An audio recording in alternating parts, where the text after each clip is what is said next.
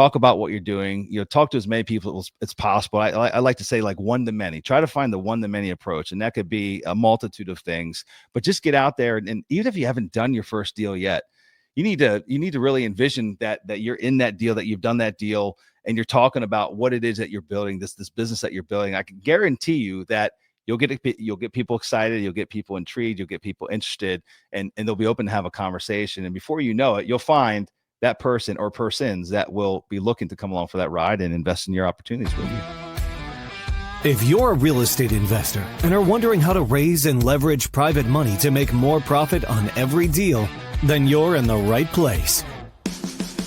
On Raising Private Money, we'll speak with new and seasoned investors to dissect their deals and extract the best tips and strategies to help you get the money, because the money comes first.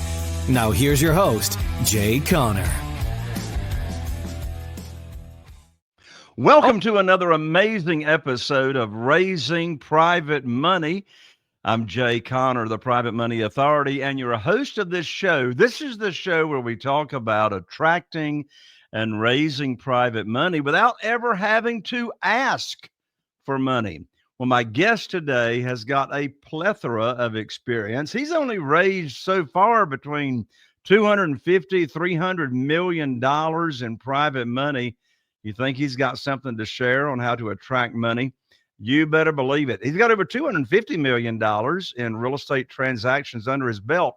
And, there's all kinds of real estate assets that you can invest in. Well, my guest has identified mobile home parks and parking lots as one of the top real estate investments with what's going on in the current market. Can't wait to talk about those asset classes. And in addition to that, he's got a private equity firm that's called Sunrise Capital Investors.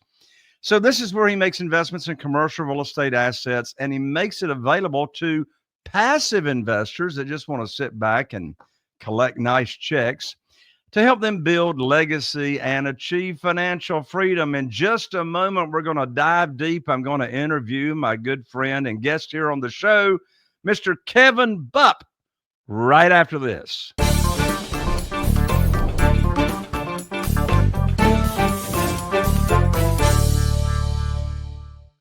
Oh, my lands, Kevin, for goodness sakes, hundreds of $millions in private money you've raised, hundreds of $millions you've been involved in real estate transactions. This is going to be a phenomenal show. Welcome to the show, Kevin. Jay, thanks for having me. I'm excited to be here.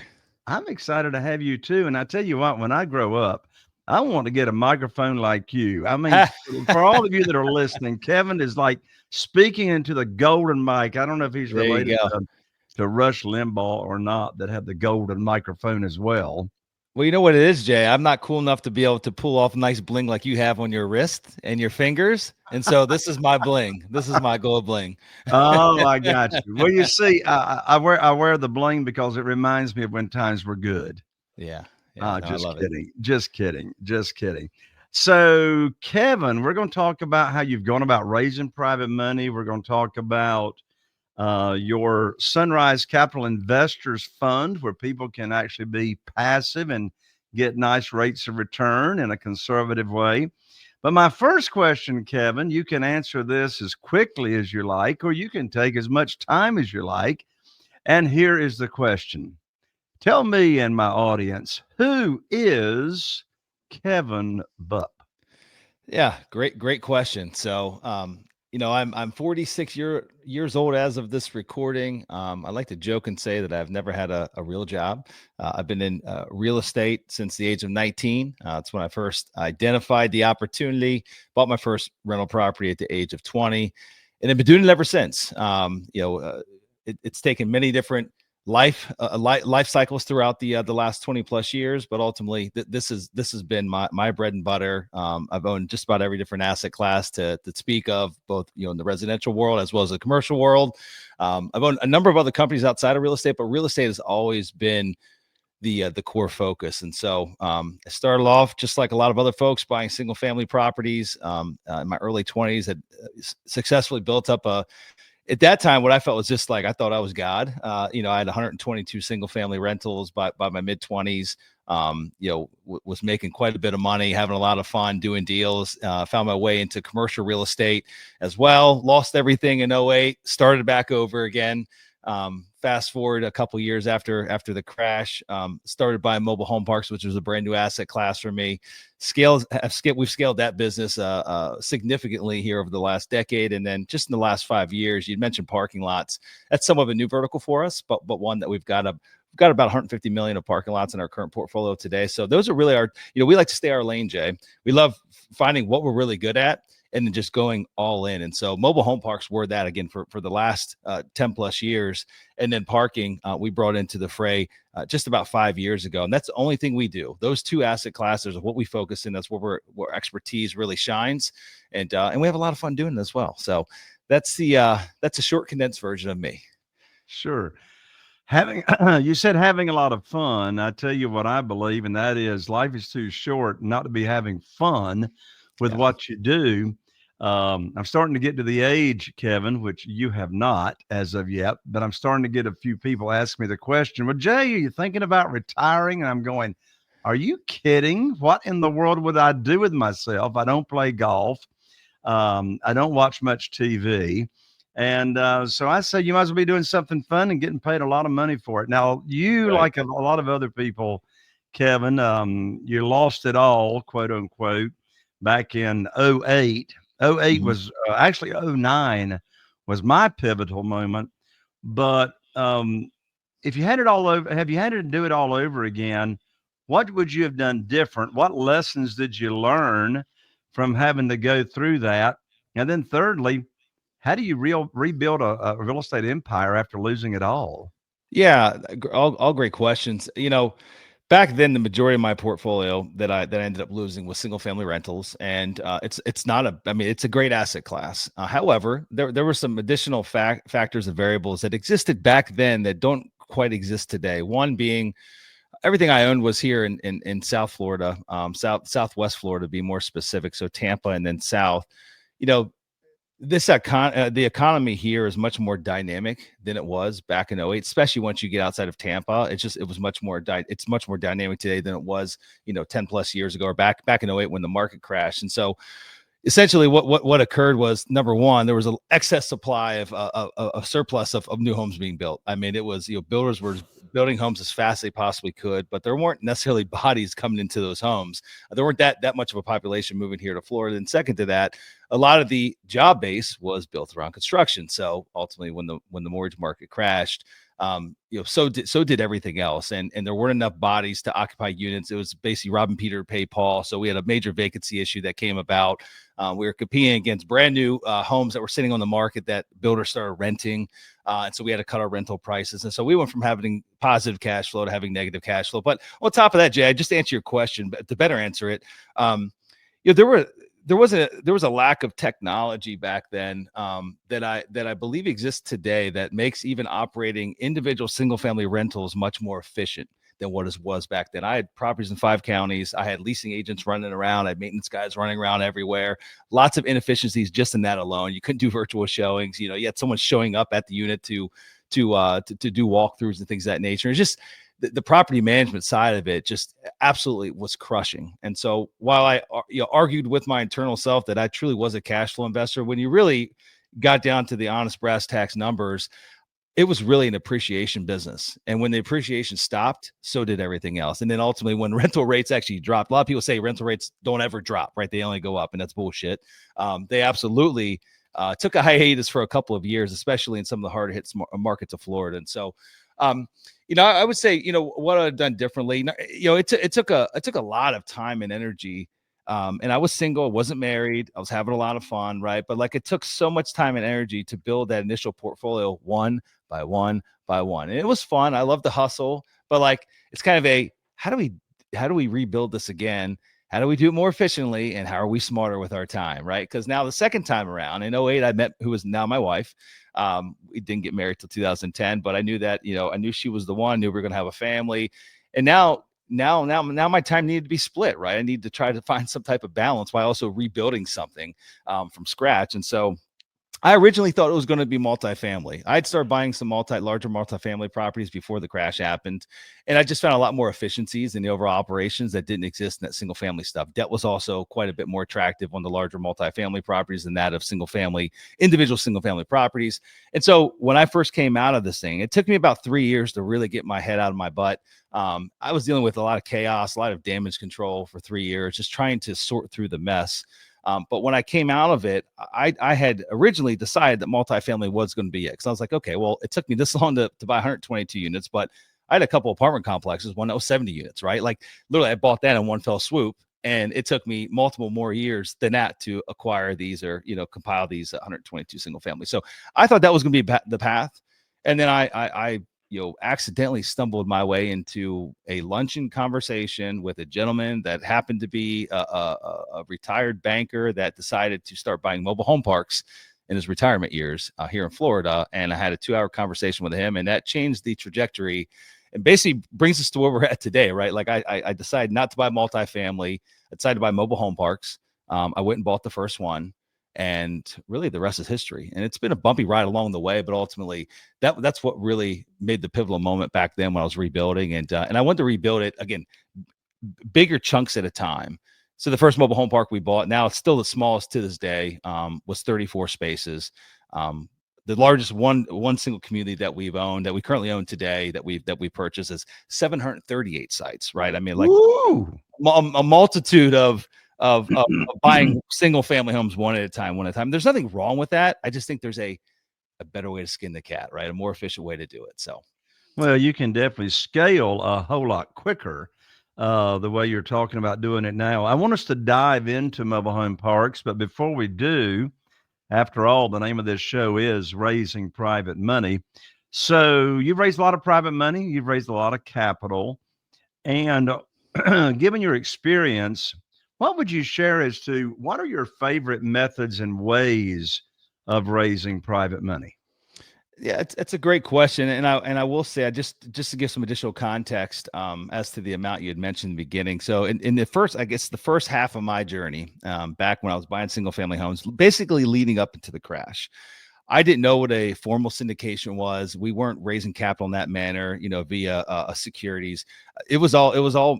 If I did raise private capital, it was a debt structure. I mean, basically bringing a private investor, whether they had self-directed money or just capital in general, they were going to first lien position, and it was a debt instrument, not an equity instrument. So I just want to add some context there. And I raised a lot of money that way, but I didn't know about the world of syndication. I didn't learn about the world of syndication until probably 2012, 2013. And so that really was a light bulb moment for me. But, you know, I, I think for me, I don't know if I have one favorite way, Jay. It's been an evolution over time, and for me, I've always been one that wants to kind of prove the concept before going out and taking money from others, right? I want to risk my own capital. And so even back when we bought the first mobile home park, before I, even thought about talking to others about taking their capital, investing in deals, what have you, I wanted to risk my own money. I didn't have much back then. I still had bad credit from the crash.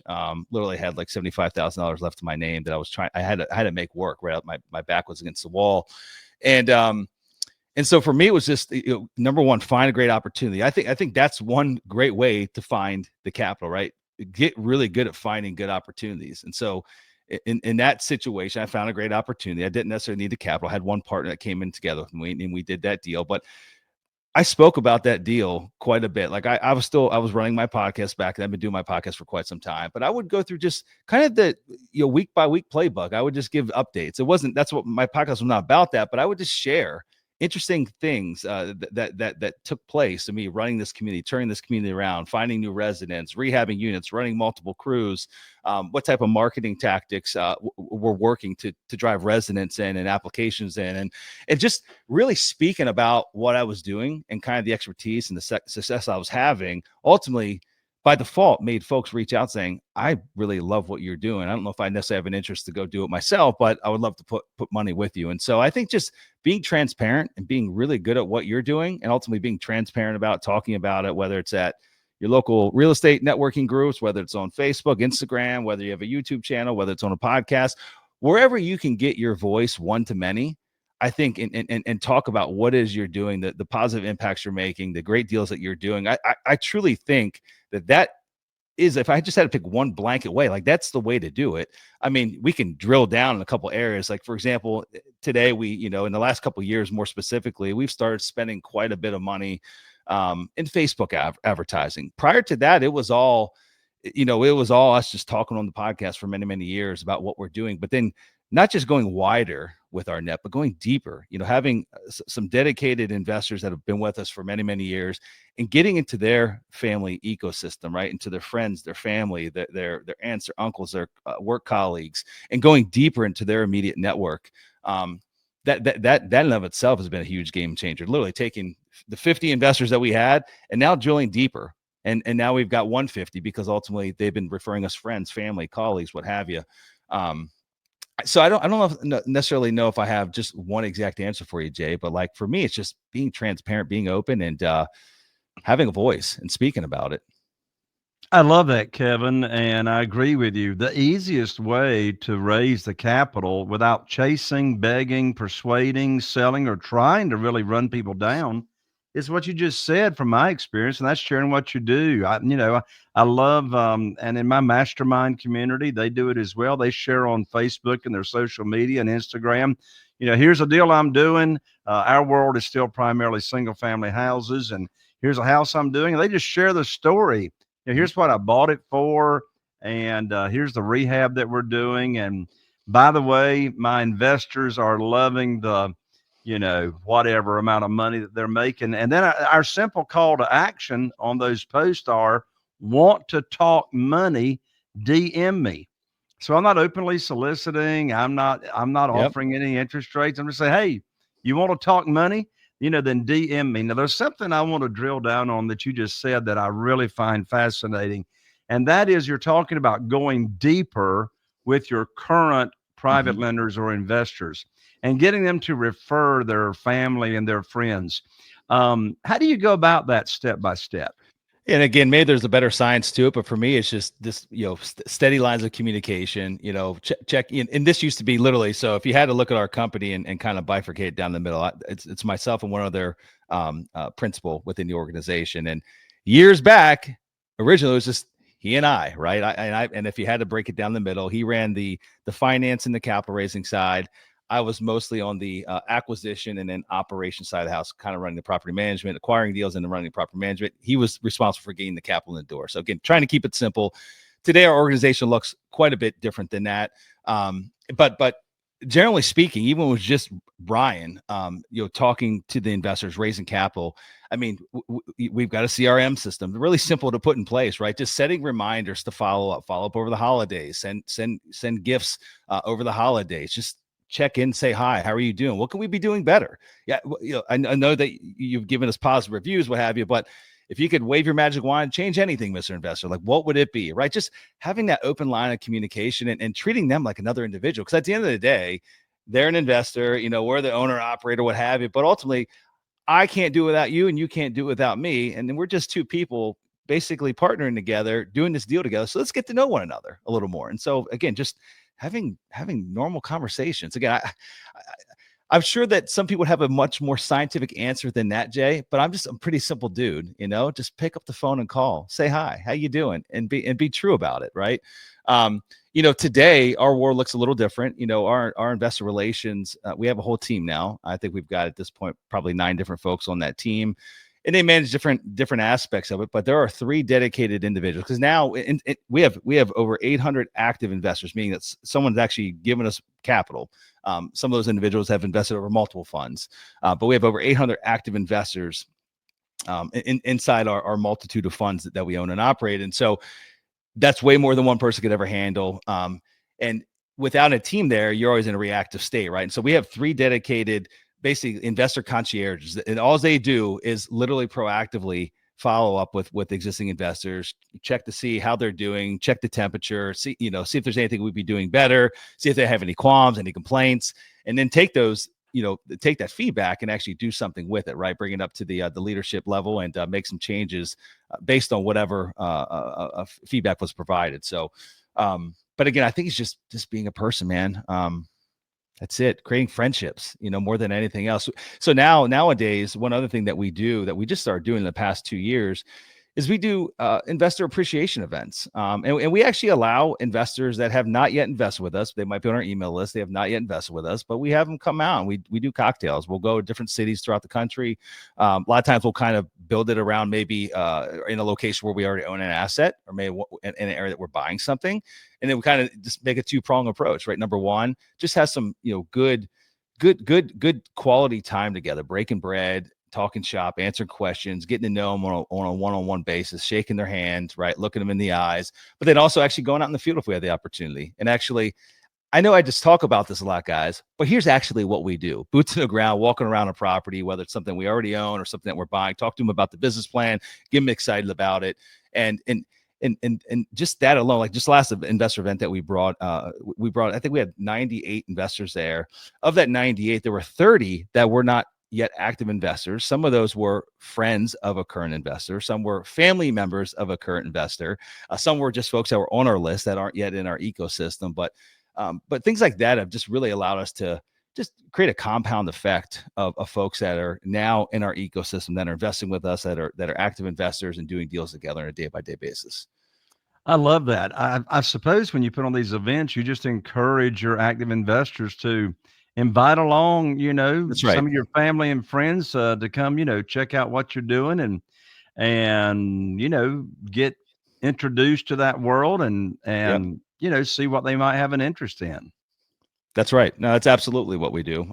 Like I said, this last one we did, it was in January, it was an absolute success.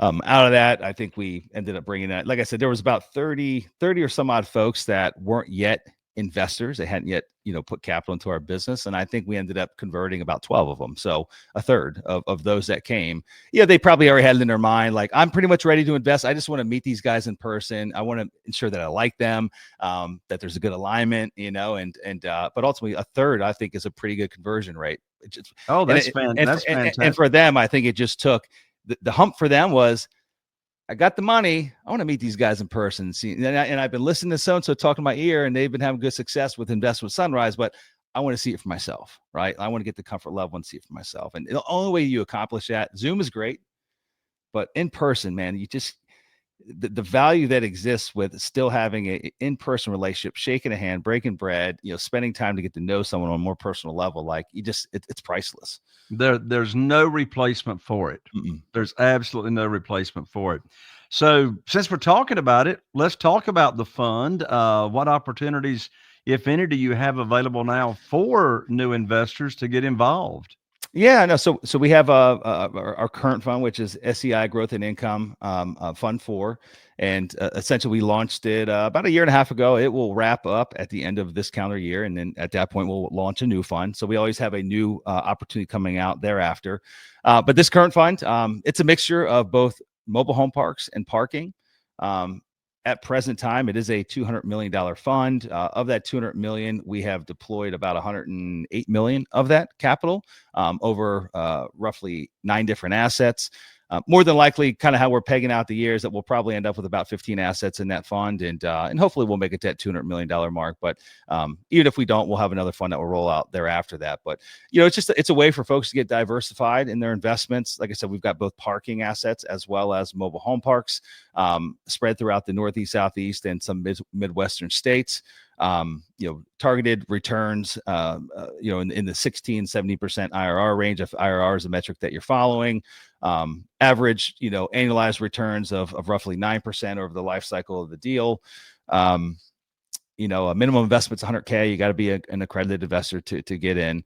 But we're very selective with what we buy. We work really hard and long, and we've got some long-term relationships that we've kind of just managed over 6, 7, 8, 9, 10 years with property owners. And that's a majority of what we buy. We're still buying a lot of things from mom and pops, institutional quality deals and larger deals, but still from original families that have owned these for 30, 40, 50 years that we've managed contact with. And as a result of that, a lot of the things that we buy, we're able to buy them with a fairly significant margin of safety. We're buying them, below market value, even in a very competitive market. We're buying them below market value, sometimes with really attractive owner financing.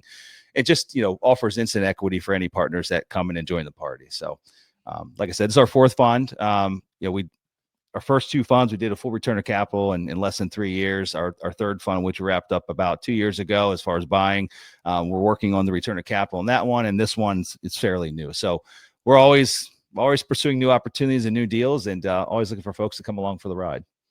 So, what's the best way for people to reach out to Sunrise Capital Investors and get connected? Yeah, to learn more, you can go to investwithsunrise.com. Again, that's investwithsunrise.com. There you can download the most recent webinar that we posted. Also the PPM, offering documents. You can also see case studies on the existing properties that are inside the existing fund. We've also got a lot of other good information on it. We got some white papers that we've written about both parking investments as well as mobile home parks.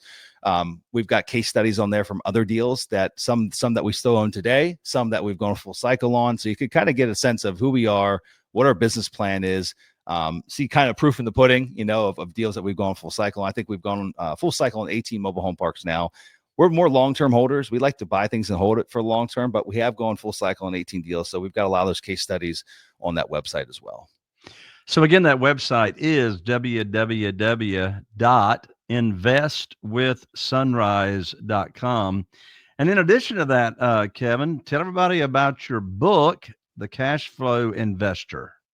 Yeah, no, you can see it behind me if you're watching the video here. So I've been doing the podcast now for almost 12 years. Always wanted to write a book. Never found the time to do it. Started writing this book about 5 years ago. Got it about probably about 4 years ago now, but got about 80% done, and then it just fell through the cracks. And ultimately, we finally launched it about a year and a half ago. Wrapped it up, updated it because there was some outdated information in there. But really, what this is, Jay, is I've been at this now for 20 plus years. I've learned a lot. I've had a number of mentors, many folks that are way smarter than I. So I've taken a lot of those lessons, put it in the book. But on top of that, I've now interviewed, I don't know the number. It's well over 1,000. I don't know the total number, but I've interviewed some incredibly brilliant folks on my real estate podcast, folks that have, billion-dollar plus companies, organizations that have built it from scratch. And so I always try to take a gold nugget away from those interviews. And I've basically compiled, my top like 20 or so gold nuggets, integrated it into the book along with my own personal story, how I started, how I lost it, how I rebuilt it. And there's a couple other good tidbits in there as well, but that's really what the book's all about. And it's really about building a business, building a real estate business that truly helps you support whatever lifestyle that you're chasing, right? The cash flow investor. For us, we are about cash flow. Everything that we buy, it's cash flowing day one, and there's still an opportunity to ramp that cash flow up over time. And so we want to be able to buy things that are kicking off money, that we can pay distributions to our investors with, that we can support our own families, our own lifestyles with. And so that's what my game is. Like that's what we've always done. And so again, that book is just my story, but also how someone could take what I've done, the lessons, and then basically implement them themselves and create a cash flow business. That's wonderful. How can people get the book? Yeah, so you actually get a free copy of it. I meant to talk to you about this before we started the interview, but kevinbupp.com/free book. Again, kevinbupp.com/free book. And you can download a free copy of the book. It's a physical, it's actually a physical book that will get shipped to you. I think you have to pay, it's $6 or so of shipping and handling, but you can get a physical copy, or you can go to Amazon and spend $20 on it. So either one. Yeah, same way with me. My book, Where to Get the Money Now, $20 Amazon or free plus shipping. So again, the website to get Kevin's book, who knows, he might even autograph it for you. I don't know. At www.Kevin Bupp, that's Kevin Bupp, BUPP.com/free book. Kevin, what a wonderful treat to have you here on Raising Private Money. Final thoughts before we wrap it up. Yeah, no, I appreciate having me on, Jay. It's been a pleasure being here. Just really honored to be a part of the show. Final thoughts is just depending on what stage you're in your journey, whether you're beginning, you're looking to maybe you've done a couple deals, looking to raise a little bit more. Again, I don't have the science, as I mentioned before. It's for me, it's just it should be pretty straightforward. Just talk about what you're doing, talk to as many people as possible. I like to say, like, one to many, try to find the one to many approach. And that could be a multitude of things, but just get out there. And even if you haven't done your first deal yet, you need to really envision that you're in that deal, that you've done that deal, and you're talking about what it is that you're building, this business that you're building, I can guarantee you that you'll get people excited, you'll get people intrigued, you'll get people interested, and they'll be open to have a conversation. And before you know it, you'll find that person or persons that will be looking to come along for that ride and invest in your opportunities with you. I love it. Kevin, thank you so much for joining me. God bless you. Thanks, Jay. You got it. And there you have it. Another amazing episode of Raising Private Money. And I need your help. In order to keep having amazing guests join me here on the show, then we need your help to, you're one conversation away from making a huge impact in another person's life. I need for you to share this episode with just one other person that you think would really get a lot out of this show. Be sure and share. Also, if you happen to be watching on YouTube, be sure and subscribe and click that bell so you don't miss out on the upcoming episodes. I'm Jay Conner. Look forward to seeing you right here on the next episode of Raising Private Money. Are you feeling inspired by the knowledge you gained in this episode? Then head over to jconner.com/moneyguide. That's jconner.com/moneyguide and download your free guide that shares 7 reasons why private money will skyrocket your real estate investing business right now. Again, that's jconner.com/moneyguide to get your free guide. We'll see you next time on Raising Private Money with Jay Conner.